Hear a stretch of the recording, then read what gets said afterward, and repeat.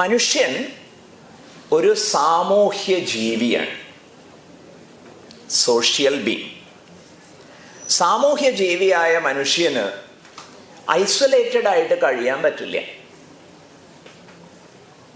ഒരു പ്രയോഗം, വളരെ ശ്രദ്ധേയമായിട്ടുള്ള ഒരു പ്രയോഗം സ്വാമി കേട്ടിട്ടുള്ളത്, man is more relational than rational.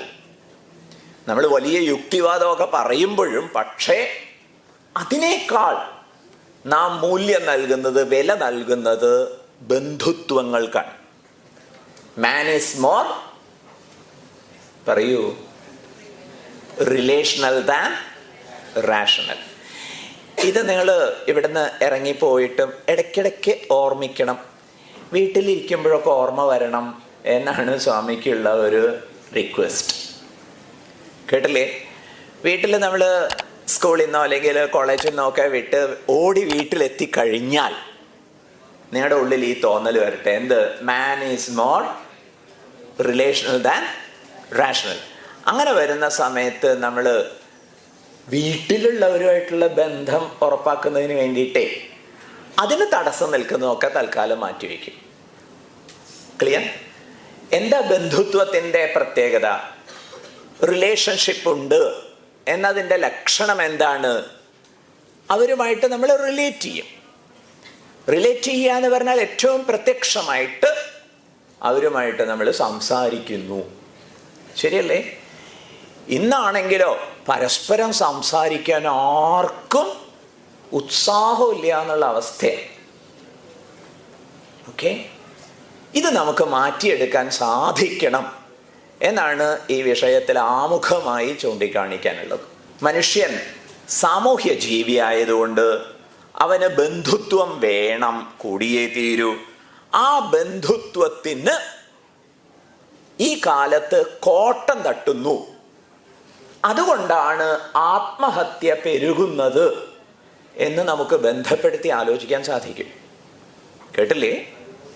പലരും അവരവരെ നശിപ്പിക്കാൻ ചിന്തിക്കുന്നത് ഒറ്റയ്ക്കായി പോയി എന്നുള്ള തോന്നലും ഉണ്ടാകും. നിങ്ങൾ ഒറ്റയ്ക്കല്ല എന്ന ബോധ്യം വളർത്തിയെടുക്കേണ്ടതുണ്ട്. അതിന് നമ്മൾ റിലേറ്റ് ചെയ്തുകൊണ്ടേയിരിക്കണം. ഒരു വീട്ടിൽ ചെന്ന് നോക്കുമ്പോൾ എല്ലാവരും സംസാരത്തിലാണ്.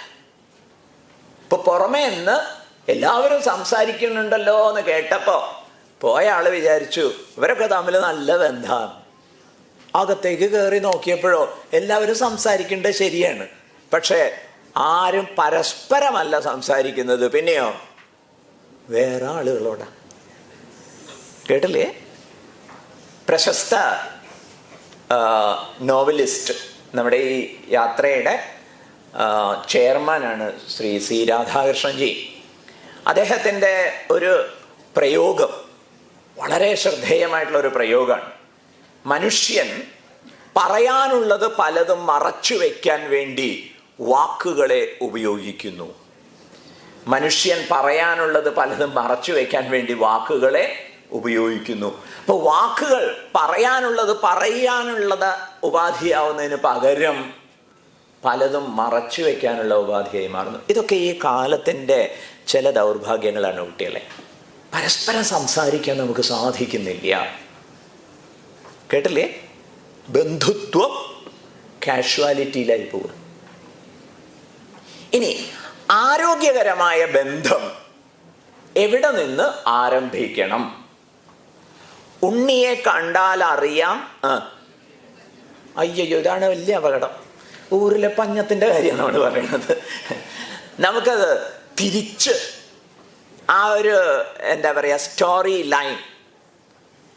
സ്റ്റോറി ലൈൻ നമുക്ക് തിരിച്ചെഴുതാൻ സാധിക്കട്ടെ. അപ്പോൾ ഒരു പുതിയ തിരക്കഥ നമുക്ക് ജീവിതത്തിന് ഉണ്ടാക്കിയെടുക്കാൻ സാധിക്കും. ഈ സ്റ്റോറി ലൈനൊന്ന് തിരിച്ചെഴുതാം. ഉണ്ണിയെ കണ്ടാൽ അറിയാം ഊരിൻ്റെ സമൃദ്ധി, സന്തോഷം, ശാന്തി. അങ്ങനെ ആവട്ടെ. കേട്ടില്ലേ? അപ്പം നിങ്ങൾ ഓരോരുത്തരും പുറത്തിറങ്ങുന്ന സമയത്ത് നിങ്ങളുടെ ഊരിൻ്റെ, നിങ്ങളുടെ തറവാടിൻ്റെ, നിങ്ങളുടെ കുടുംബത്തിൻ്റെ ഐശ്വര്യവും സന്തോഷവും സമൃദ്ധിയും ഒക്കെ പ്രകാശിതമാവട്ടെ.